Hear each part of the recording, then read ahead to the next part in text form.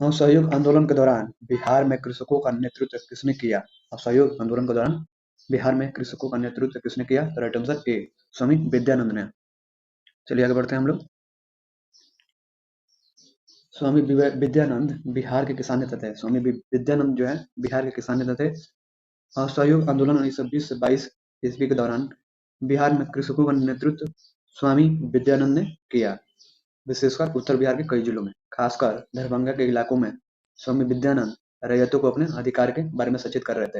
यानी कि असहयोग आंदोलन के दौरान जो है 1922 से 20 के दौरान जो है बिहार में कृषकों का नेतृत्व स्वामी विद्यानंद ने किया था। और ये स्वामी विद्यानंद बिहार के किसान नेता थे। और ये उत्तर बिहार के कई जिलों, खासकर दरभंगा के इलाकों में स्वामी विद्यानंद रैयतों को अपने अधिकार के बारे में सचेत कर रहे थे, बता रहे थे। असहयोग आंदोलन के दौरान किसने बिहार में किसानों की अगुवाई की? तो बी, स्वामी विद्यानंद ने। असहयोग आंदोलन के दौरान किसने बिहार में किसानों की अगुवाई की? तो बी, स्वामी विद्यानंद। किस क्षेत्र में राहुल सांकृत्यायन 1920 के असहयोग आंदोलन में सक्रिय थे? तो ए, छपरा, राइट आंसर। राहुल सांकृत्यायन 1893 से 1963 ईस्वी ने वर्ष 1920 में प्रारंभ हुए असहयोग आंदोलन में भाग लिया। इनका जो समय है 1893 से 1963 तक राहुल सांकृत्यायन का, और ये जो 1920 में प्रारंभ हुए असहयोग आंदोलन में भाग लिए तथा उन्हें जेल भी हुई। वह असहयोग आंदोलन के समय छपरा में सक्रिय थे। छपरा यानी बिहार में। बिहारी छात्र सम्मेलन का 16वां अधिवेशन कहाँ हुआ था? तो ए, हजारीबाग में। बिहारी छात्र सम्मेलन बिहारी स्टूडेंट कॉन्फ्रेंस का 16वां अधिवेशन अक्टूबर 1921 में हजारीबाग में हुआ था। यानी कि बिहारी छात्र सम्मेलन का 16वां जो अधिवेशन हुआ था अक्टूबर 1921 में हजारीबाग में हुआ था। यानी कि बिहारी स्टूडेंट कॉन्फ्रेंस इसको बोला जाता है। इस अधिवेशन की अध्यक्षता सरला देवी ने की थी। और इस अधिवेशन की जो अध्यक्षता है सरला देवी ने की थी। हजारीबाग में बिहारी स्टूडेंट कॉन्फ्रेंस का 16वां अधिवेशन हुआ। तो राइट आंसर 1921 में। 1922 से 23 में मुंगेर में किसान सभा का गठन किसने किया? तो राइट आंसर आपका ई, उपयुक्त में से कोई नहीं या उपयुक्त में से एक से अधिक। चलिए देखते हैं। बिहार में किसानों को संगठित करने के उद्देश्य से मुंगेर में वर्ष 1922 से 23 में किसान सभा का गठन शाह मोहम्मद जुबैर और श्री कृष्ण सिंह द्वारा किया गया। परंतु किसान आंदोलन को निर्णायक मोड़ स्वामी सहजानंद सरस्वती ने दिया। यानी कि ये किसान आंदोलन को जो निर्णायक मोड़ स्वामी सहजानंद सरस्वती ने 4 मार्च 1928 को किसान सभा की औपचारिक ढंग से स्थापना करके किया। वर्ष 1929 में स्वामी सहजानंद ने बिहार प्रांतीय किसान सभा की स्थापना की और इसके प्रथम अध्यक्ष बने। और 1929 में स्वामी सहजानंद जो है बिहार प्रांतीय किसान सभा की स्थापना की और इसके प्रथम अध्यक्ष बने। मुंगेर के बरहिया ताल विरोध का उद्देश्य क्या था? मुंगेर के बरहिया ताल विरोध का उद्देश्य क्या था? तो ए, बकास्त भूमि की वापसी की मांग। मुंगेर के बरहिया ताल विरोध का उद्देश्य बकास्त भूमि की वापसी की मांग थी। यानी कि ये जो मुंगेर में विरोध हुआ था बरहिया ताल विरोध, इसमें जो है बकास्त भूमि की वापसी की मांग थी। यह आंदोलन जो है कार्यानंद शर्मा के नेतृत्व में चलाया गया था। यह जो आंदोलन है कार्यानंद शर्मा के नेतृत्व में चलाया गया था। बिहार में राजस्व दल का गठन किसने किया? तो ए, श्री कृष्ण सिंह। असहयोग आंदोलन की असफलता के बाद स्वराज पार्टी कांग्रेस खिलाफत स्वराज पार्टी यानी कि कांग्रेस खिलाफत स्वराज पार्टी का गठन वर्ष 1923 में सी आर दास और मोतीलाल नेहरू ने किया। यानी कि वर्ष 1923 में जो है सी आर दास और मोतीलाल नेहरू ने किया स्वराज पार्टी, जिसको कांग्रेस खिलाफत स्वराज पार्टी पूरा नाम है बोला जाता था। बाद में जो है इसका नाम जो है प्रॉपर स्वराज पार्टी कर दिया गया।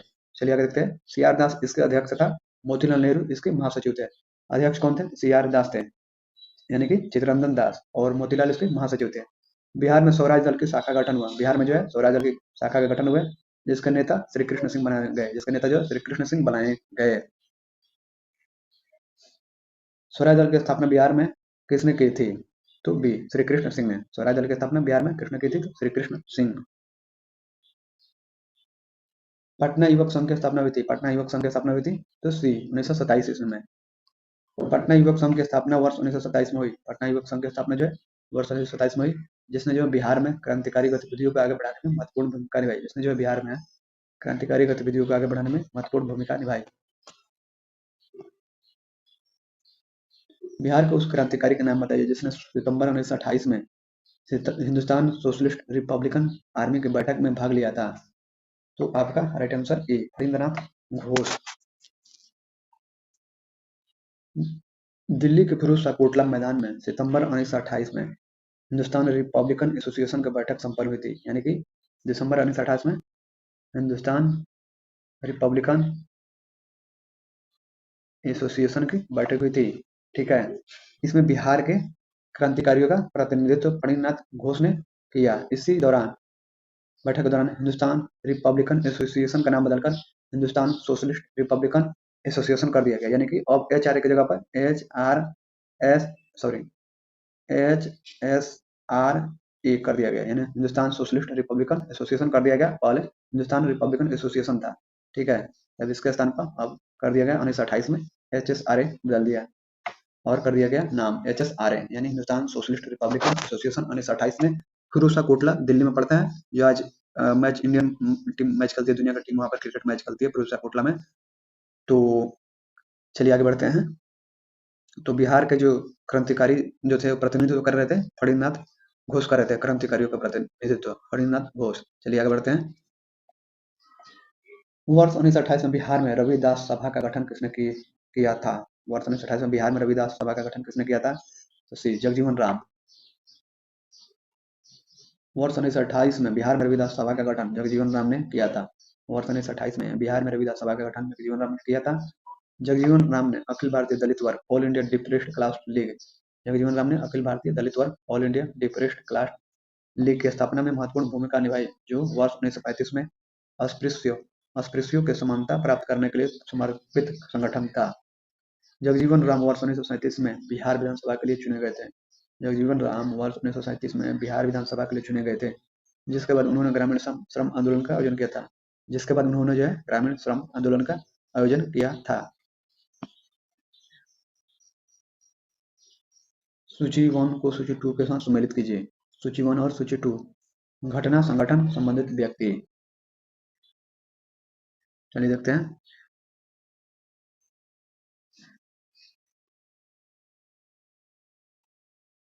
चंपारण सत्याग्रह जो है आपका डॉक्टर राजेंद्र प्रसाद जो है महात्मा गांधी के साथ थे।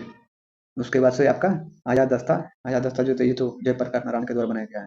1940 में बिहार में व्यक्तिगत सत्याग्रह 1940 में बिहार में व्यक्तिगत सत्याग्रह जो है आपका तो श्याम नारायण सिंह थे।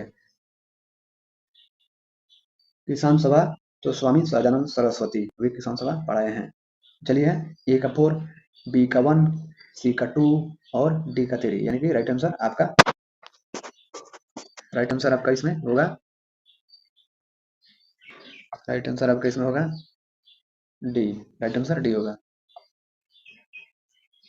चंपारण सत्याग्रह 1917 महात्मा गांधी का भारत में प्रथम सत्याग्रह था। चंपारण सत्याग्रह जो है 1917 में महात्मा गांधी का भारत में प्रथम सत्याग्रह था, जो बिहार के चंपारण के नील किसानों की समस्याओं को लेकर चलाया गया था। जो बिहार के चंपारण के नील किसानों की समस्याओं को लेकर चलाया गया था। लोकनायक जयप्रकाश नारायण ने नेपाल तराई तथा बिहार क्षेत्र में ब्रिटिश शासन के विरुद्ध गुरिल्ला कार्रवाई के लिए एक सशस्त्र दस्ता संगठित किया, जिसे आजाद दस्ता कहा जाता है। यानी कि जो है लोकनायक जयप्रकाश नारायण जो है नेपाल तराई तथा बिहार के क्षेत्र में ब्रिटिश शासन का जो विरुद्ध है गुरिल्ला कार्रवाई के लिए एक सशस्त्र दस्ता संगठित किया, जिसका नाम जो है आजाद दस्ता कहा जाता है। नाम आजाद दस्ता है। श्याम नारायण सिंह बिहार को व्यक्तिगत सत्याग्रह करने वाले अग्रणी कार्यकर्ताओं में से एक थे। श्याम नारायण सिंह बिहार से व्यक्तिगत सत्याग्रह करने वाले अग्रणी कार्यकर्ताओं में से एक थे। स्वामी सहजानंद सरस्वती ने बिहार प्रांतीय किसान सभा की स्थापना की। स्वामी सहजानंद सरस्वती ने बिहार प्रांतीय किसान सभा की स्थापना की और वे इसके सर्वमान्य नेता बने। बाद में यही आंदोलन अखिल भारतीय किसान सभा के रूप में विस्तृत हुआ। बाद में यही आंदोलन जो है अखिल भारतीय किसान सभा के रूप में विस्तृत हुआ। बिहार प्रोविंशियल किसान सभा का गठन कब हुआ? बिहार प्रोविंशियल किसान सभा का गठन कब हुआ? राइट आंसर ए, 1929 में।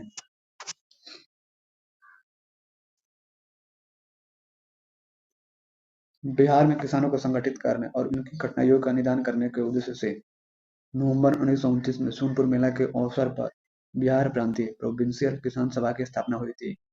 स्वामी सहजानंद इसके प्रथम अध्यक्ष थे। इसके सहयोगियों में स्वामी सहजानंद सरस्वती, यदुनंदन शर्मा, वामपंथी नेता करियानंद शर्मा सहित अन्य प्रमुख व्यक्ति भी शामिल थे। बिहार में किसानों को संगठित करने के लिए और उनकी कठिनाइयों का निदान करने के उद्देश्य से नवंबर 1929 में सोनपुर मेला के अवसर पर बिहार प्रांतीय प्रोविंशियल किसान सभा की स्थापना हुई थी। स्वामी सहजानंद इसके क्या थे? प्रथम अध्यक्ष थे। इसके सहयोगी में सहजानंद सरस्वती, यदुनंदन शर्मा, वामपंथी नेता करियानंद शर्मा सहित अन्य प्रमुख व्यक्ति भी शामिल थे। बिहार के किस वामपंथी नेता ने बिहार प्रांतीय किसान सभा को लोकप्रिय बनाया था? नाम बताइए। तो बी करियानंद शर्मा। स्वामी सहजानंद का संबंध था? तो सी बिहार के किसान आंदोलनों के साथ। स्वामी सहजानंद निम्न में से किसी से संबंधित थे? स्वामी सहजानंद जो है निम्न में से किसी से संबंधित थे? तो आपका राइट आंसर सी बिहार में किसान आंदोलन से।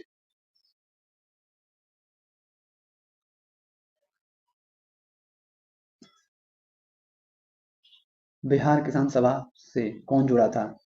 तो आपका राइट आंसर उपयुक्त में से एक से अधिक जुड़े थे। करियानंद शर्मा थे, यदुनंदन शर्मा थे, स्वामी सहजानंद थे और राहुल सांकृत्यायन थे। राइट आंसर ई उपयुक्त में से एक से अधिक सही है।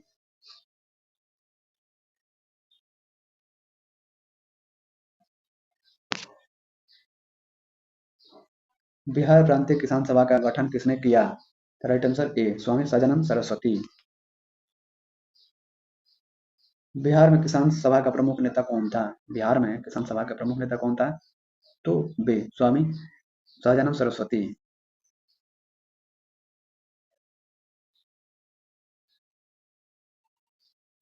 बिहार में 1929 में किसान सभा आंदोलन का आरंभ किसने किया? तो राइट आंसर आपका सी स्वामी सहजानंद सरस्वती।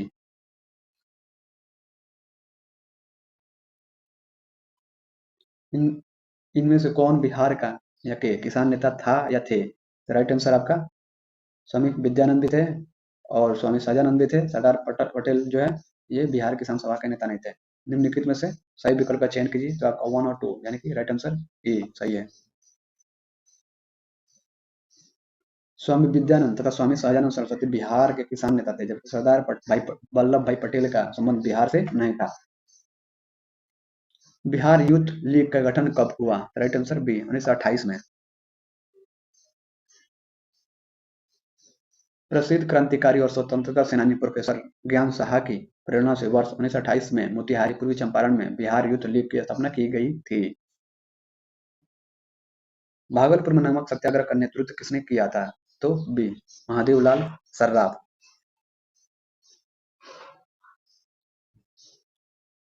12 मार्च 1930 को महात्मा गांधी के नेतृत्व में सविनय अवज्ञा आंदोलन शुरू हुआ। 12 मार्च 1930 को महात्मा गांधी के नेतृत्व में सविनय अवज्ञा आंदोलन कब शुरू हुआ?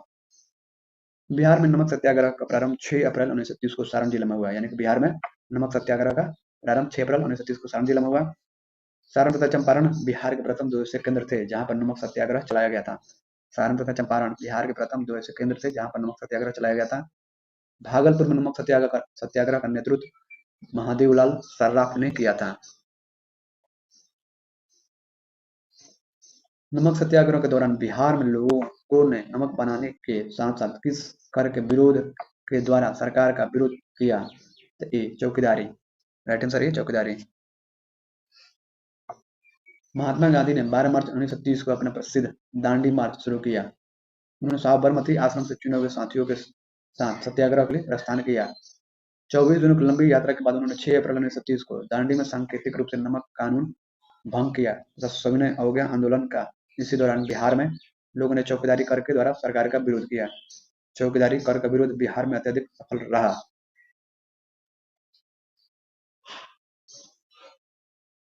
बिहार के किसानों ने किस आंदोलन में चौकीदारी कर देने से इनकार कर दिया था? राइट आंसर डी सविनय अवज्ञा आंदोलन।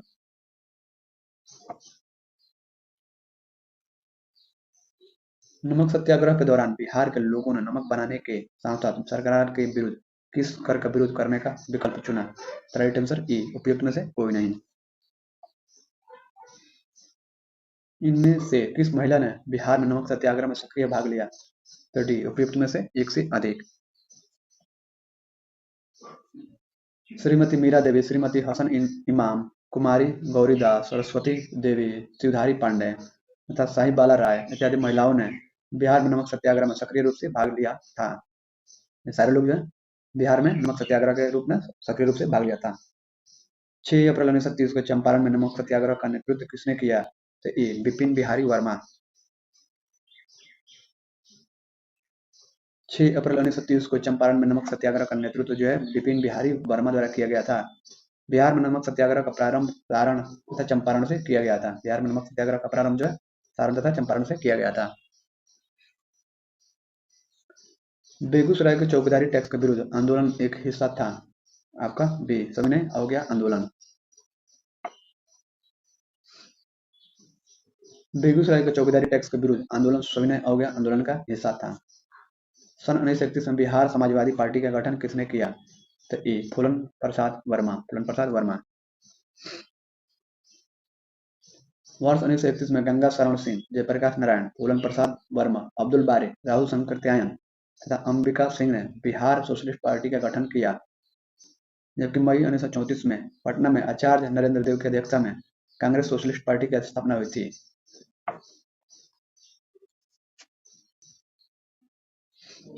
बिहार समाजवादी पार्टी 1931 का गठन किन्होंने किया था? बी फूलन प्रसाद वर्मा और जयप्रकाश नारायण। बिहार कांग्रेस सोशलिस्ट पार्टी का गठन हुआ तो सी 1934 में।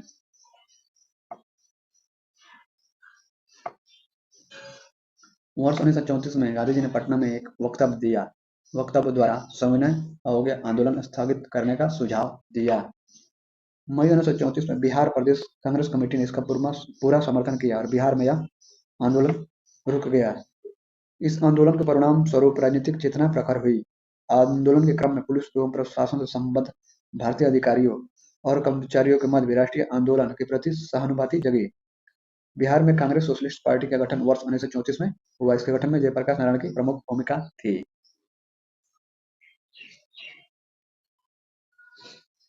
1934 में बनी बिहार सोशलिस्ट पार्टी के सचिव थे तो भी जयप्रकाश नारायण। प्रथम अखिल भारतीय कांग्रेस समाजवादी सोशलिस्ट कॉन्फ्रेंस का आयोजन बिहार में समाजवादी पार्टी की ओर से मई 1934 में पटना में जयप्रकाश नारायण के नेतृत्व में हुआ। यानी कि प्रथम अखिल भारतीय कांग्रेस समाजवादी यानी सोशलिस्ट कॉन्फ्रेंस का आयोजन बिहार समाजवादी पार्टी की ओर से मई 1934 में पटना में जयप्रकाश नारायण के नेतृत्व में हुआ। इस कॉन्फ्रेंस की अध्यक्षता आचार्य नरेंद्र देव ने की। इस कॉन्फ्रेंस की अध्यक्षता जो है आचार्य नरेंद्र देव ने की। अखिल भारतीय समाजवादी कांग्रेस पार्टी के प्रथम वार्षिक अधिवेशन अखिल भारतीय समाजवादी कांग्रेस पार्टी का प्रथम वार्षिक अधिवेशन अक्टूबर 1934 में संपूर्णानंद की अध्यक्षता में बंबई में हुआ था। अखिल भारतीय समाजवादी कांग्रेस पार्टी का प्रथम वार्षिक अधिवेशन जो है अक्टूबर 1934 में संपूर्णानंद की अध्यक्षता में बंबई में हुआ। इस मीटिंग में समाजवादी कांग्रेस के राष्ट्रीय एग्जीक्यूटिव कार्यकारिणी का गठन हुआ, जिसके जनरल सेक्रेटरी महासचिव जयप्रकाश नारायण थे। कांग्रेस सोशलिस्ट पार्टी की पहली बैठक हुई तो सी पटना में। कांग्रेस सोशलिस्ट पार्टी की पहली बैठक वर्ष 1934 में बिहार के पटना में जयप्रकाश नारायण के नेतृत्व में हुई थी। कांग्रेस सोशलिस्ट पार्टी की पहली बैठक पटना में हुई वर्ष 1934 में। बिहार सोशलिस्ट पार्टी के संस्थापक थे तो ए जयप्रकाश नारायण। सन 1939 में बिहार में अंबारी सत्याग्रह का नेतृत्व किसने किया था? Right answer A Rahul Sankrityayan. वर्ष 1938 से 39 में बिहार में अंबारी सत्याग्रह अंबारी किसान आंदोलन का नेतृत्व राहुल शंकर त्यायन ने किया था। 1937 से 38 के दौरान बिहार में बर्खास्त आंदोलन किसके द्वारा आयोजित किया गया था? तो राइट आंसर आपका डी स्वामी सदानंद सरस्वती।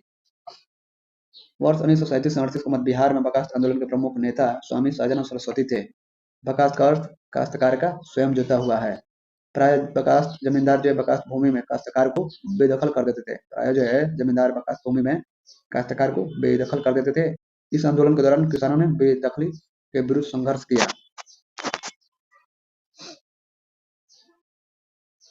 1930 और 1932 में बरही कांग्रेस ने सफलतापूर्वक अंग्रेजी हुकूमत को किस जिले में नाकाम कर दिया था? तो डी मुंगेर में। वर्ष 1930 और 1932 के मध्य बरही यानी बरहिया कांग्रेस ने मुंगेर जिले में सफलतापूर्वक अंग्रेजी हुकूमत को नाकाम कर दिया था। विक्रम पुलिस थाने के अंतर्गत राष्ट्रीय ध्वज को फहराते समय किसको मार दिया गया था? तो डी उपयुक्त में से कोई नहीं। विक्रम पुलिस थाने के अंतर्गत राष्ट्रीय ध्वज को फहराते समय रंगनाथ शर्मा उर्फ रघुनाथ शर्मा को 17 अगस्त 1942 को पुलिस के द्वारा गोलियों से मार दिया गया था। विक्रम पुलिस थाने के अंतर्गत जो है राष्ट्रीय ध्वज को फहराते समय रंगनाथ शर्मा उर्फ रघुनाथ शर्मा को 17 अगस्त 1942 को पुलिस के द्वारा गोलियों से मार दिया गया था। महात्मा गांधी तथा उनके सहयोगियों की 1942 में हुई धरपकड़ से बिहार में बहुत दंगे हुए। इसमें रेल सेवा पूर्ण रूप से ठप हो गई। उसमें अधिकतम प्रभावित जिला था तो सी पटना।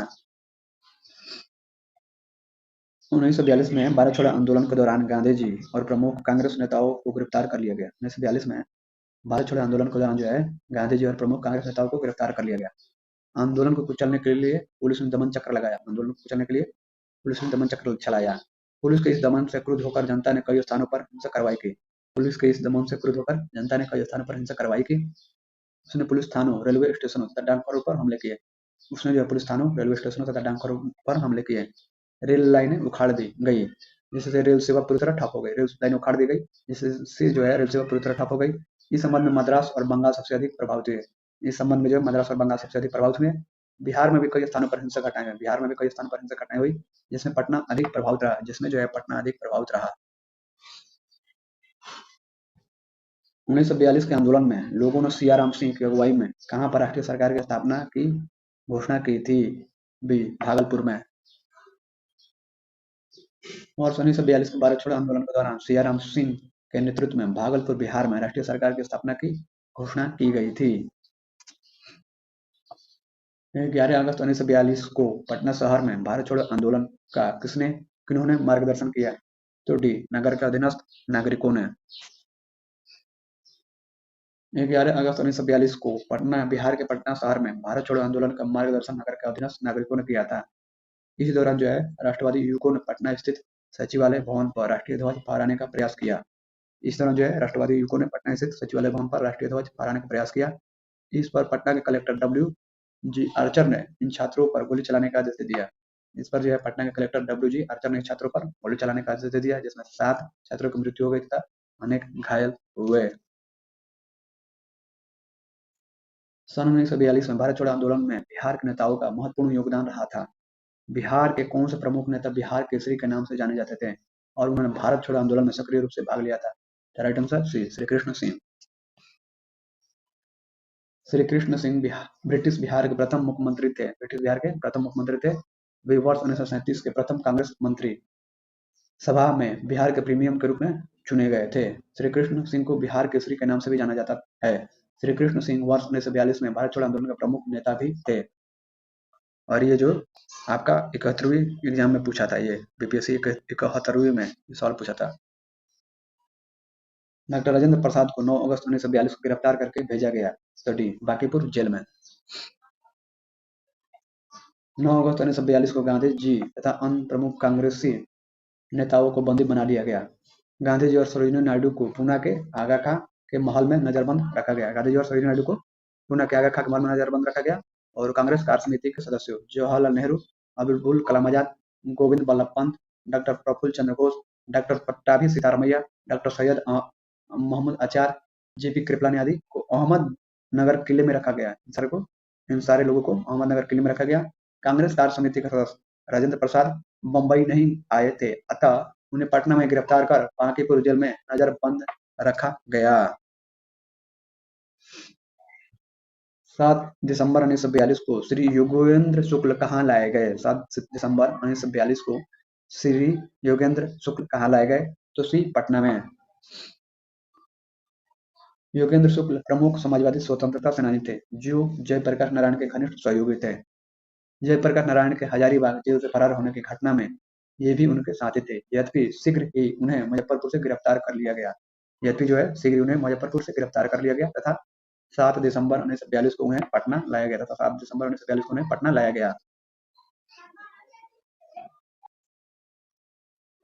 जगत नारायण लाल को किस जेल में भेजा गया? तो right answer A Bankipur jail में। जगत नारायण लाल प्रसिद्ध स्वतंत्रता सेनानी जयप्रकाश नारायण के सहयोगी 1942 के भारत छोड़ो आंदोलन के प्रमुख नेता थे। इस दौरान उन्हें गिरफ्तार कर बांकीपुर जेल में भेजा गया था। श्री जगत नारायण लाल की पत्नी का नाम था ए श्रीमती रामप्यारी। श्री जगत नारायण लाल की पत्नी का नाम राम प्यारी देवी था। भारत छोड़ो आंदोलन के दौरान राम प्यारी देवी ने कांग्रेस मैदान पटना में सभा को संबोधित किया और लोगों से सरकारी नौकरी छोड़ने का आह्वान किया था। 1942 ईस्वी में किस त्योहार के अवसर पर जयप्रकाश नारायण हजारीबाग जेल से निकल भागे? तो डी दीपावली के दौरान। भारत छोड़ो आंदोलन के दौरान जयप्रकाश नारायण नवंबर 1942 में दीपावली के दिन हजारीबाग जेल से अपने साथियों के साथ फरार हो गए थे। भारत छोड़ो आंदोलन के दौरान इनमें से कौन हजारीबाग जेल से फरार हुए? तो बी जयप्रकाश नारायण। 9 अगस्त 1942 को जिन दो नेताओं हजारीबाग को गिरफ्तार किया गया था वे थे आपके डी शिव कुमार और रामानंद। Right answer D. 9 अगस्त 1942 को भारत छोड़ो आंदोलन प्रारंभ हुआ। 9 अगस्त 1942 को गांधी जी और प्रमुख कांग्रेस नेताओं को गिरफ्तार कर लिया गया। इस दौरान शिव कुमार और रामानंद को हजारीबाग में गिरफ्तार किया गया। जयप्रकाश नारायण को राष्ट्रीय स्तर के नेता की पहचान किस संदर्भ में मिली? ए भारत छोड़ो आंदोलन। जयप्रकाश नारायण को राष्ट्रीय स्तर के नेता की पहचान भारत छोड़ो आंदोलन के दौरान मिली। वस्तुतः जो है आंदोलन की शुरुआत 9 अगस्त 1942 के दिन ही प्रमुख कांग्रेसी नेता गिरफ्तार कर लिया गया। वस्तुतः जो है आंदोलन की शुरुआत 9 अगस्त 1942 के दिन ही प्रमुख कांग्रेसी नेता गिरफ्तार कर लिए गए। जो कांग्रेसी नेता गिरफ्तार न हो सके थे उन्होंने भूमिगत रूप से असंगठित जनता को निर्देश दिए। इसमें जो है जयप्रकाश नारायण, राम मनोहर लोहिया तथा अरुणा आसफ अली के नाम प्रमुख हैं। आजाद दस्ता बिहार में किस आंदोलन के दौरान सक्रिय रहा? तो डी भारत छोड़ो आंदोलन। भारत छोड़ो आंदोलन के दौरान जेल से फरार होने के बाद जयप्रकाश नारायण ने नेपाल में आजाद दस्ता गठित कर आंदोलन चलाया था। प्रभावती देवी किस क्षेत्र की स्वतंत्रता संग्राम सेनानी थी? तो बी पटना। स्वतंत्रता आंदोलन में बिहार की महिलाओं ने महत्वपूर्ण योगदान दिया। इन महिलाओं में प्रभावती देवी, राजवंशी देवी, सुनीति देवी, राधिका देवी प्रमुख है। प्रभावती देवी पटना की स्वतंत्रता संग्राम सेनानी थी। जयप्रकाश नारायण को कौन सी उपाधि दी गई थी? तो बी लोकनायक की। जयप्रकाश नारायण को लोकनायक के नाम से भी जाना जाता है। वर्ष 1942 में भारत छोड़ो आंदोलन के दौरान उन्होंने डॉक्टर राम मनोहर लोहिया तथा अरुणा अशरफ अली के साथ मिलकर भूमिगत रूप से भारतीय जनता को संगठित किया था। उन्होंने 5 जून 1974 को पटना के गांधी मैदान पर संपूर्ण क्रांति का आह्वान किया। वर्ष 1999 में मरणोपरांत उन्हें भारत रत्न प्रदान किया गया। जयप्रकाश नारायण किस नाम से पहचाने जाते हैं? तो बी लोकनायक। लोकनायक के नाम से किसे जाना जाता है? तो सी जयप्रकाश नारायण। जयप्रकाश दिवस मनाया गया। तो डी अप्रैल 1946 में। अप्रैल 1946 में जयप्रकाश नारायण की रिहाई के लिए जयप्रकाश दिवस मनाया गया। अप्रैल 1946 में जो है जयप्रकाश नारायण की रिहाई के लिए जयप्रकाश दिवस मनाया गया। पटना के बांकीपुर मैदान में एक जनसभा हुई जिसमें राजनीतिक बंदियों को जेल में रखने की सरकारी नीति की आलोचना तथा जयप्रकाश को रिहाई की मांग की गई थी। श्री नरसिंह नारायण क्या थे? श्री नरसिंह नारायण क्या थे? ये समाजवादी। श्री नरसिंह नारायण श्री सिंह जो थे समाजवादी थे। अखिल भारतीय फॉरवर्ड ब्लॉक की स्थापना के लिए सुभाष चंद्र बोस से कौन जुड़े और आईएनए आंदोलन के साथ भी जुड़े रहे? तो सी शिलभद्र याजी। शिलभद्र याजी बिहार के एक स्वतंत्रता सेनानी थे जो महात्मा गांधी और सुभाष चंद्र बोस से जुड़े थे। याजी अखिल भारतीय फॉरवर्ड ब्लॉक की स्थापना के लिए सुभाष चंद्र बोस से जुड़े और आईएनए आंदोलन के साथ भी जुड़े रहे। रामचंद्र शर्मा किस गांव से थे? तो डी अमहारा से थे। रामचंद्र शर्मा अमहारा पटना के निवासी थे। ये बिहार में फॉरवर्ड ब्लॉक के प्रमुख नेता थे। पटना कॉलेज कब स्थापित हुआ? तो बी 1863 में। पटना कॉलेज की स्थापना 1863 ईस्वी में हुई थी। इसे बिहार के सबसे पुराने उच्च शिक्षा संस्थान के रूप में जाना जाता है जो ऐतिहासिक और शैक्षणिक दोनों ही तरह से महत्वपूर्ण है। 1940 में पटना महिला महाविद्यालय की स्थापना निम्नलिखित में से किस समाज द्वारा की गई थी? तो ये sisters of the apostolic Carmel के द्वारा। पटना महिला कॉलेज बिहार में महिलाओं की शैक्षिक आवश्यकताओं को पूरा करने के लिए खोला गया उच्च शिक्षण का पहला संस्थान है। Bishop B J Sullivan S J. Patna के बिशप, संस्थापक और mother M. Josephine S C. Apostolic Carmel के सुपीरियर जनरल ने इसका नाम पटना विमेंस कॉलेज रखा और इसे बिहार की महिलाओं के लिए एक उपहार के रूप में प्रस्तुत किया। वर्तमान समय में पटना में महिला college sisters of the apostolic Carmel द्वारा संचालित किया जाता है। एपो ये पुलोस्टिक कर्मल की स्थापना 1868 ईस्वी में फ्रांस में हुई थी और भारत में इसकी स्थापना 1870 ईस्वी में हुई थी। नेशनल कॉलेज और बिहार विद्यापीठ का शिलान्यास किसने किया था? तो सी महात्मा गांधी ने। नेशनल कॉलेज और बिहार विद्यापीठ का शिलान्यास महात्मा गांधी ने किया था। बिहार विद्यापीठ का उद्घाटन फरवरी 1921 में गांधी जी ने किया था। बिहार में यद्यपि जमींदारी सांविधिक रूप से 1952 में हटा दी गई थी, तथापि भू नियंत्रण का सामाजिक आधार निम्नलिखित के हाथों में रह गया। सी प्रधान जाति के हिंदू।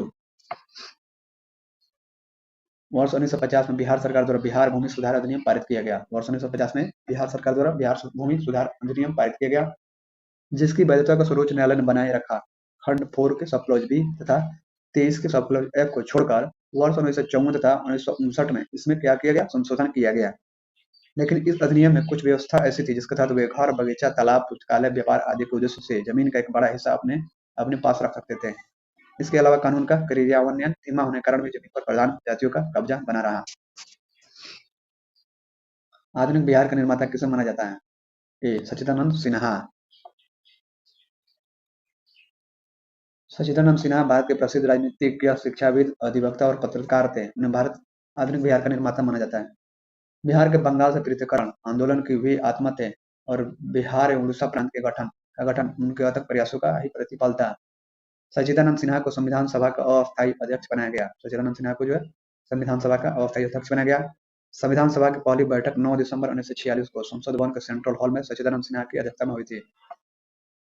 संविधान सभा की पहली बैठक जो है 9 दिसंबर 1946 को संसद भवन के सेंट्रल हॉल में सच्चिदानंद सिन्हा की अध्यक्षता में हुई थी। इसके अतिरिक्त बिहार के प्रथम मुख्यमंत्री डॉक्टर श्री कृष्ण को भी आधुनिक बिहार का निर्माता कहा जाता है।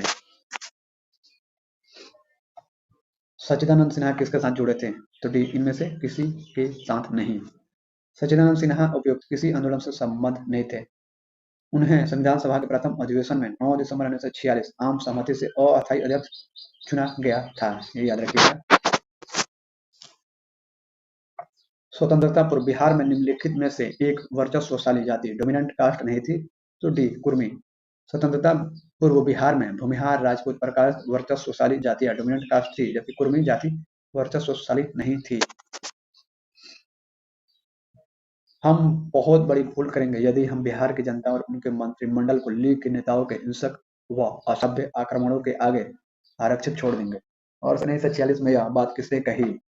किसने की? तो डी सरदार पटेल ने। सरदार पटेल ने वर्ष 1946 में बिहार में हुए सांप्रदायिक दंगे में ये कहा था। अब चलते हैं राजनीतिक परिदृश्य देखते हैं। लॉर्ड सिन्हा ने 1921 में कहा कि गवर्नर पद से त्यागपत्र दिया था। तो आपका ए बिहार और उड़ीसा। सत्येंद्र प्रसाद सिन्हा का जन्म 24 मार्च 1863 को बंगाल के बीरभूम के रायपुर में हुआ था। वे वर्ष 1905 में बंगाल के एडवोकेट जनरल नियुक्त होने वाले प्रथम भारतीय थे। वर्ष 1908 में उनके इस पद की पुष्टि हुई थी। वे वर्ष 1920 में बिहार और उड़ीसा के गवर्नर नियुक्त हुए। जो प्रशासन में यह पद प्राप्त करने वाले प्रथम भारतीय थे, यानी कि प्रशासन में पद प्राप्त करने वाले ये पहले भारतीय थे। स्वास्थ्य कारणों से उन्होंने वर्ष 1921 में अपने पद से इस्तीफा दे दिया। 4 मार्च 1928 को इनकी क्या हुई? मृत्यु हो गई। बिहार के प्रथम भारतीय गवर्नर कौन थे? ए सत्येंद्र प्रसाद सिन्हा। इनमें से बिहार के प्रथम राज्यपाल कौन थे? B sir James David Sifton. Sir James David Sifton 6 April 1929 से 25 अगस्त 1929 तक, 5 जून 1930 से 21 सितंबर 1930 तक, 7 अप्रैल 1932 से 12 अक्टूबर 1934 तक तथा पुनः 11 फरवरी 1935 से 31 मार्च 1946 तक बिहार और उड़ीसा के राज्यपाल रहे। सब याद रखिएगा। और फिर 1 अप्रैल 1936 से 10 मार्च 1937 तक बिहार के राज्यपाल रहे। बिहार और उड़ीसा प्रांत के विभाजन के बाद वे बिहार के पहले राज्यपाल बने थे। इसके बाद 11 मार्च 1937 को sir Morris Garnier highland Bihar के राज्यपाल बने।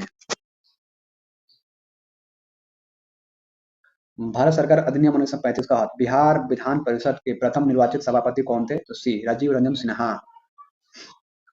भारत सरकार अधिनियम 1935 के तहत बिहार विधान परिषद में 29 सदस्य थे। इसके तहत जो है सदस्यों का चुनाव अप्रत्यक्ष रूप से होता था और कुछ को मनोनीत भी किया जाता था। राज्यपाल के आदेश से राय बहादुर सतीश चंद्र सिन्हा इसके अध्यक्ष बने। बाद में राजीव रंजन प्रसाद को अध्यक्ष चुना गया। भारत सरकार अधिनियम 1935 के तहत बिहार विधान परिषद के प्रथम निर्वाचित सभापति कौन थे? तो बी राजीव रंजन सिन्हा थे। निम्नलिखित में से किस अधिनियम ने बिहार के एक सदनीय विधानमंडल को द्विसदनीय में बदल दिया? बिहार विधानसभा और बिहार विधान परिषद। तो सी भारत सरकार अधिनियम 1935। भारत सरकार अधिनियम 1935 के प्रावधानों के आधार पर बिहार और उड़ीसा को पृथक कर 2 प्रांत बनाए गए और प्रांतीय स्वायत्तता का प्रारंभ की गई। इस अधिनियम के प्रावधानों के तहत 6 प्रांतों मद्रास, बंबई, बंगाल संयुक्त प्रांत, बिहार तथा असम में द्विसदनीय विधायिका स्थापित की गई। बिहार के एक सदनीय विधानमंडल को द्विसदनीय बिहार विधानसभा और बिहार विधान परिषद में बदल दिया गया। इसके अनुसार जो है बिहार में पूर्व में कार्यरत प्रांतीय विधायी परिषद का नामकरण बिहार विधानसभा के रूप में किया गया तथा उस सदन के रूप में बिहार विधान परिषद का गठन किया गया। बिहार में 1937 में गठित प्रथम भारतीय मंत्रिमंडल का नेतृत्व किसने किया? तो बी मोहम्मद यूनुस। बिहार में वर्ष 1937 में गठित प्रथम बिहार मंत्रिमंडल का नेतृत्व मोहम्मद यूनुस 1/4/1937 से 19/7/1937 तक किया। इसके बाद श्री कृष्ण सिंह ने बिहार के प्रीमियर के रूप में कार्यभार ग्रहण किया। मार्च 1939 में बिहार के मुख्यमंत्री कौन बने? तो डी उपयुक्त में से कोई नहीं।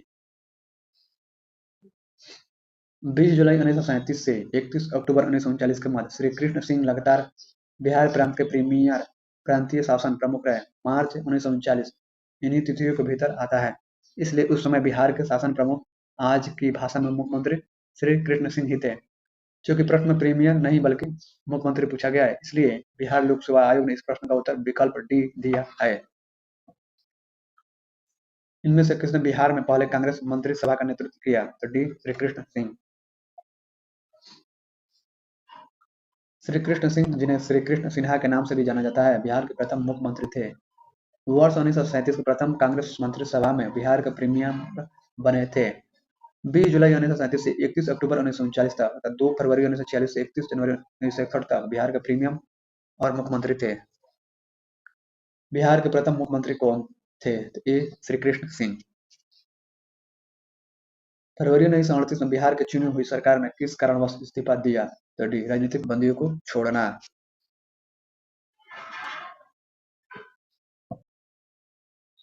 वर्ष 1935 के भारत सरकार शासन अधिनियम के आधार पर फरवरी 1937 में प्रांतीय विधानमंडल के चुनाव संपन्न हुए।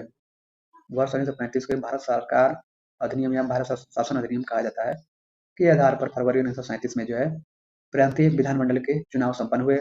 जुलाई 1937 में 6 प्रांतों में कांग्रेस ने अपने मंत्रिमंडल क्या हुआ गठित किए। ये प्रांत थे मद्रास, बंबई, मध्य प्रांत, बरार, उड़ीसा, बिहार और संयुक्त प्रांत।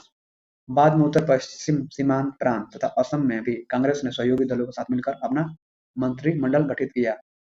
वर्ष 1936 से 37 के चुनाव में राजनीतिक कैदियों की रिहाई कांग्रेस के प्रमुख मुद्दों में से एक था। कांग्रेस के विभिन्न प्रांत की सरकारों ने राजनीतिक कैदियों को रिहा करने का प्रयास किया, परंतु राज्य के गवर्नर ने इस प्रयास का विरोध किया।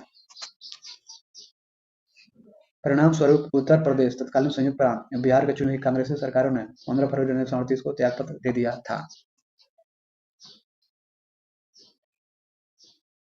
श्री कृष्ण सिंह द्वारा गठित बिहार की निर्वाचित सरकार ने फरवरी 1938 में किस कारण से इस्तीफा दे दिया? तो सी राजनीतिक कैदियों को छोड़ने के कारण। बिहार से भारतीय संविधान सभा के सदस्य कौन थे? तो ई उपयुक्त में से एक से अधिक। 9 दिसंबर 1946 को बिहार के सच्चिदानंद सिन्हा संविधान सभा के अस्थायी अध्यक्ष नामित किए गए। 11 दिसंबर 1946 को डॉक्टर राजेंद्र प्रसाद संविधान सभा के पहले अस्थायी अध्यक्ष चुने गए। बिहार से संविधान सभा के लिए 36 सदस्य चुने गए थे, जिसमें अनुग्रह नारायण सिन्हा, राजेंद्र प्रसाद, जगजीवन राम, सच्चिदानंद सिन्हा इत्यादि प्रमुख थे। बलदेव सहाय ने महाधिवक्ता के पद से त्यागपत्र कब दिया? तो 1942 में। अगस्त प्रस्ताव अगस्त 1940 तथा क्रिप्स मिशन 1942 की असफलताओं ने अंततः भारत छोड़ो आंदोलन को जन्म दिया। इस दौरान देश में राष्ट्रीय सरकार की स्थापना की मांग को अस्वीकार किए जाने पर 7 से 8 अगस्त 1942 को मुंबई के ग्वालियर टैंक मैदान में अखिल भारतीय कांग्रेस कमेटी की बैठक में वर्धा प्रस्ताव की पुष्टि कर दी गई। भारत छोड़ो आंदोलन 9 अगस्त 1942 को शुरू होते ही ब्रिटिश सरकार ने कांग्रेस के सभी उच्च स्तरीय नेताओं को ऑपरेशन जीरो आवर के तहत क्या किया? गिरफ्तार कर लिया। इसी के विरोध में बिहार के महाधिवक्ता बलदू सहाय ने वर्ष 1942 में अपने पद से त्यागपत्र दे दिया। भारत के निर्वाचन आयोग ने कब बिहार विधानसभा 2020 के आम चुनाव के लिए प्रेस नोट जारी किया? तो सी 25 सितंबर 2020। 25 सितंबर 2020। भारत निर्वाचन आयोग द्वारा 25 सितंबर 2020 को प्रेस नोट के माध्यम से बिहार विधानसभा की सभी 243 सीटों के लिए आम चुनाव की घोषणा की गई। यह चुनाव 3 चरणों में संपन्न कराए जाने को सुनिश्चित किया गया। प्रथम चरण जो 28 अक्टूबर 2020 को, द्वितीय चरण 3 नवंबर 2020 को, तृतीय चरण 7 नवंबर 2020 को संपन्न हुआ। मतगणना 10 नवंबर 2020 को संपन्न कराई गई थी। बिहार के अंतिम विधानसभा चुनाव में किस राष्ट्रीय राजनीतिक दल को सर्वाधिक स्थान प्राप्त हुए? ई भाजपा। फरवरी 2000 में संपन्न बिहार विधानसभा चुनाव में राष्ट्रीय जनता दल राजद को 124 सीटें मिली थी, किंतु इसे राष्ट्रीय राजनीतिक दल का दर्जा प्राप्त नहीं था। इसलिए भारतीय जनता पार्टी, जिसे 67 सीटें प्राप्त थी, को सर्वाधिक स्थान प्राप्त राष्ट्रीय राजनीतिक दल माना गया। 18वीं बिहार विधानसभा चुनाव 2025 में सर्वाधिक सीटें भारतीय जनता पार्टी 89 को प्राप्त हुई। तत्पश्चात जनता दल यूनाइटेड को 85 सीटें प्राप्त हुई। अतः सर्वाधिक सीटों के रूप में राष्ट्रीय राजनीतिक दल भारतीय जनता पार्टी होगी। बिहार में फरवरी 2005 का अंतिम चरण का चुनाव हुआ, ये 93 सीटों के लिए। 243 विधानसभा सीटों के लिए बिहार में वर्ष 2005 में 3 चरणों में 15 और 23 फरवरी को चुनाव संपन्न हुए थे, जिसमें प्रथम चरण में 64 सीटों, द्वितीय चरण में 86 सीटों, तृतीय चरण में 93 सीटों के लिए चुनाव संपन्न हुए। 243 सीटों के लिए बिहार विधानसभा चुनाव 2025 को 2 चरणों में संपन्न कराया गया, जो निम्न प्रकार है: चरण, मतदान तिथि और विधानसभा सीट। प्रथम 6 नवंबर 2025 को 121 सीट, द्वितीय 11 नवंबर 2025 को 122 सीट। 2005 के निर्वाचन की तुलना में बिहार विधानसभा निर्वाचन 2010 में कौन सी दलीय उपलब्धि सही है? JDU, BJP, RJD, LJP, Congress, अन्य। तो राइट आंसर सी, जेडीयू को 27, बीजेपी को 36, आरजेडी को -32, एलजेपी -7 दिया है, कांग्रेस -5, अन्य -19।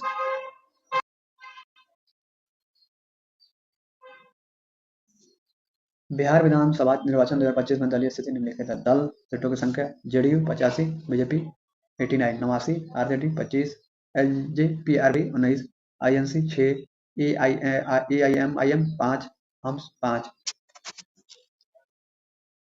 एआईएमआईएम 5, हम जो है 5, अन्य 9। बिहार के राजनीतिक स्वर्गीय रघुवंश प्रसाद सिंह पहली बार किस लोकसभा के लिए निर्वाचित हुए थे? तो बी 11वीं लोकसभा। स्वर्गीय रघुवंश प्रसाद सिंह वर्ष 1996 में पहली बार वैशाली से 11वीं लोकसभा का सदस्य चुने गए, जिन्होंने लगातार वर्ष वैशाली सीट से लोकसभा चुनाव में जीत दर्ज की। 1995 की समाप्ति पर बिहार में जिलों की कुल संख्या थी 55। वर्ष 1995 की समाप्ति पर बिहार में जिलों की कुल संख्या 55 थी। 15 नवंबर 2000 को 18 जिलों के साथ झारखंड राज्य के निर्माण के साथ ही बिहार में 37 जिले शेष बचे। वर्तमान में बिहार में जिलों की कुल संख्या 38 है। अगस्त 2001 में शाहाबाद से अलग करके अरवल को नया जिला बनाया गया था। स्वतंत्रता पश्चात बिहार के प्रथम राज्यपाल कौन था? तो सी जयरामदास दौलतराम। स्वतंत्रता पश्चात बिहार के प्रथम राज्यपाल जयरामदास दौलतराम थे, जिनका कार्यकाल 15 अगस्त 1947 से 11 जनवरी 1948 तक था। तत्पश्चात जो है माधव श्री हरि आड़े 12 जनवरी 1948 से 14 जून 1952 तक बिहार के द्वितीय राज्यपाल थे। केंद्रीय मंत्रिपरिषद में वर्तमान में बिहार के कितने सांसद सम्मिलित हैं? तो बी 5। प्रश्नकाल में केंद्रीय मंत्रिपरिषद में बिहार से 5 सांसद, राज्यसभा प्लस लोकसभा सम्मिलित है। वर्तमान में केंद्रीय मंत्रिपरिषद में बिहार से 8 सांसद: राजीव रंजन सिंह उर्फ ललन सिंह, गिरिराज सिंह, जीतनराम मांझी, चिराग पासवान, रामनाथ ठाकुर, राजभूषण चौधरी, नित्यानंद राय सभी लोकसभा से तथा सतीश चंद्र दुबे राज्यसभा से शामिल है। बिहार विधान परिषद की पहली बैठक किस वर्ष बुलाई गई थी? तो बी 1913 में। बिहार विधान परिषद की प्रथम बैठक 20 जनवरी 1913 को बांकीपुर में हुई थी। बिहार विधान परिषद की प्रथम बैठक 20 जनवरी 1913 को बांकीपुर में हुई थी। भारतीय परिषद अधिनियम 1861 एवं 1909 1912 में यथा संशोधित के तहत बिहार उड़ीसा विधान परिषद का गठन किया गया, जिसमें 3 पदेन सदस्य, 21 निर्वाचित सदस्य, 19 मनोनीत सदस्य रखे गए। बिहार के कौन सा शहर झारखंड राज्य की राजधानी बना है? तो सी रांची। 15 नवंबर 2000 को बिहार से अलग कर नया राज्य 28वां झारखंड बना, इसकी राजधानी रांची बनाई गई। इससे पूर्व रांची बिहार की ग्रीष्मकालीन राजधानी हुआ करती थी। झारखंड बनाने के लिए बिहार को किस वर्ष विभाजित किया गया था? तो 2000। झारखंड राज्य स्थापित हुआ था तो डी 2000 में। बिहार में प्रस्तावित महिला आयोग की अध्यक्षता कौन करेगा? तो डी उपयुक्त में से कोई नहीं। बिहार राज्य महिला आयोग अधिनियम 1999 के अनुसार बिहार राज्य महिला आयोग के अध्यक्ष जो महिलाओं के लिए वचनबद्ध है का मनोनयन राज्य सरकार द्वारा किया जाएगा। अतः सही उत्तर विकल्प डी है। जून 2025 से बिहार महिला आयोग के अध्यक्ष श्रीमती अप्सरा है। बिहार विधान परिषद के नेता प्रतिपक्ष कौन है? तो सी राबड़ी देवी। प्रश्नकाल में बिहार विधान परिषद में नेता प्रतिपक्ष राबड़ी देवी थी। वर्तमान में विधान परिषद में नेता प्रतिपक्ष श्रीमती राबड़ी देवी है। ये 2022 का सवाल था। इनमें से कौन 2 बार बिहार का राज्यपाल रहा है? तो ये अखलाक उर रहमान किदवई।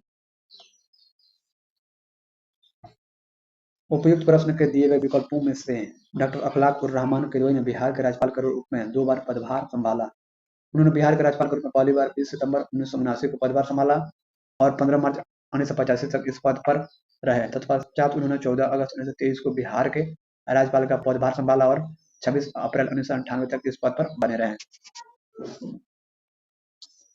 बिहार का प्रथम गैर कांग्रेसी मुख्यमंत्री कौन था? तो बी महामाया प्रसाद सिन्हा। बिहार के प्रथम गैर कांग्रेसी जन क्रांति दल मुख्यमंत्री महामाया प्रसाद सिन्हा थे। ये मार्च 1967 से 28 जनवरी 1968 तक बिहार के मुख्यमंत्री रहे। बिहार राज्य के चुनाव आयुक्त कौन है? तो ए एम.एल. मजूमदार। एम.एल. मजूमदार 26 नौ 2000 से 28 3 2003 तक बिहार के चुनाव आयुक्त रहे। वर्तमान में विनोद सिंह गुंजियाल बिहार के मुख्य निर्वाचन पदाधिकारी हैं। निम्नलिखित में से कौन बिहार और झारखंड के सह राज्यपाल है? ए विनोद कुमार पांडे। विनोद कुमार पांडे बिहार और झारखंड के सह राज्यपाल थे। वर्तमान में आरिफ मोहम्मद खान बिहार के राज्यपाल हैं। पटना महानगर पालिका में वार्डों की संख्या है तो 75 है। इसमें से कोई भी सही नहीं है। पटना महानगर पालिका में वार्डों की संख्या 75 है। पटना नगर निगम की स्थापना 15 अगस्त 1952 को पटना नगर निगम अधिनियम 1951 के द्वारा की गई थी।